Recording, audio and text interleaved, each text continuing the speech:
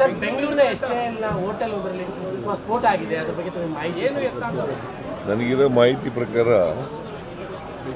12 ಗಂಟೆ ಸುಮಾರು 12 ಗಂಟೆ ಆದಮೇಲೆ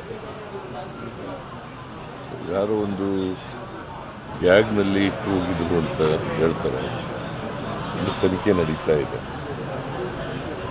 ಸುಮಾರು 8 ಜನರಿಗೆ ಅಲ್ಲಿ ತಿಂಡಿ ತಿಂತಿದ್ರಲ್ಲ ಹೋಟೆಲ್ನಲ್ಲಿ, ಅವ್ರಿಗೆ ಇಂಜುರಿ ಆಗಿದೆ. ಬಟ್ ಯಾರಿಗೂ ಕೂಡ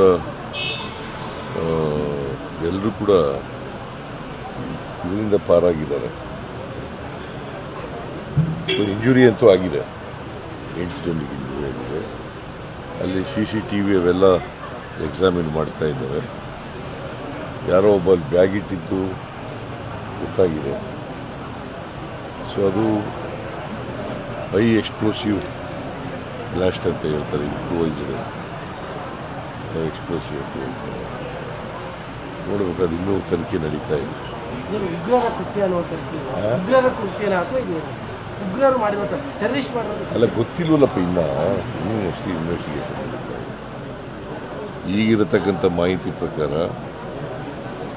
ಅಲ್ಲಿ ಎಲ್ಲ ಪೊಲೀಸ್ನವರೆಲ್ಲ ಹೋಗಿದ್ದಾರೆ, ತನಿಖೆ ನಡೀತಾ ಇದೆ. ಹೋಮ್ ಮಿನಿಸ್ಟ್ರಿಗೂ ಹೇಳಿದ್ದೀನಿ ಹೋಗಿ ಅಲ್ಲಿಗೆ. ಸೊ ಸ್ವಲ್ಪ ಹೊತ್ತಿನಲ್ಲಿ ಗೊತ್ತಾಗುತ್ತೆ ಏನು. ಅದು ಸ್ಫೋಟಕ ಭಾರಿ ಪ್ರಮಾಣದ ಏನು? ಸ್ಫೋಟಕ ಭಾರಿ ಪ್ರಮಾಣ ಏನಿಲ್ಲ, ಸಣ್ಣ ಪ್ರಮಾಣದವರು ಕೂಡ ಇಂಪ್ರೂವೈಸ್ಡ್ ಬ್ಲಾಸ್ಟ್ ಅಂತ ಹೇಳ್ತಾರೆ.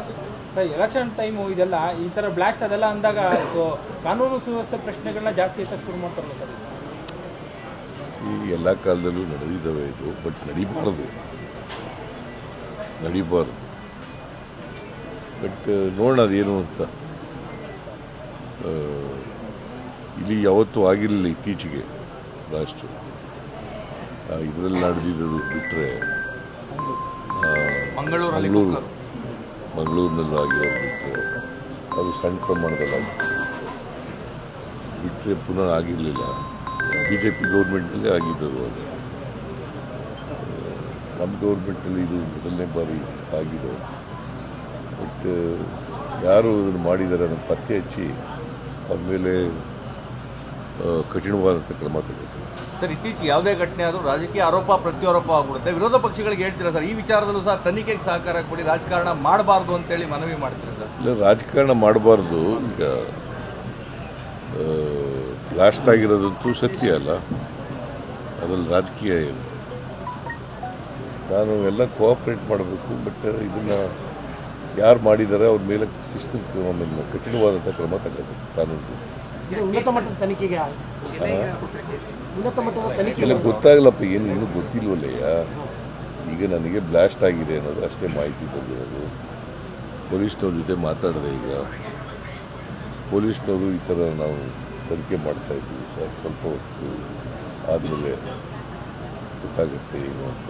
ಒಂದು ಚಿಕ್ಕ ಬ್ಯಾಗ್ ಇಟ್ಟಿದ್ರು ಒಬ್ಬ ವ್ಯಕ್ತಿ. ಆ ವ್ಯಕ್ತಿ ಯಾರು ಏನು ಅಂತ ಗೊತ್ತಾಗಿಲ್ಲ. ಅದಕ್ಕೆ ಅಲ್ಲಿ ಕ್ಯಾಶಿಯರ್ ಇದ್ನಲ್ಲ, ಅವನು ಎಲ್ಲ ವಿಚಾರಣೆ ಮಾಡ್ತಾಯಿದ್ದಾರೆ. ಯಾಕಂದರೆ ಅವನು ಕ್ಯಾಶಿಯರ್ ಹತ್ರ ಹೋಗಿ ಬಿಲ್ ತಗೊಂಡ್ರೆ ಅಂತೇಳಿ ಟೋಕನ್ ತಗೊಂಡು ಅಲ್ಲಿ ಹೋಗಿ ತಿಂದಿಲ್ಲ, ಅಲ್ಲಿ ಬ್ಯಾಗ್ ಇಟ್ಟು ಬಂದಿದ್ದಾರೆ.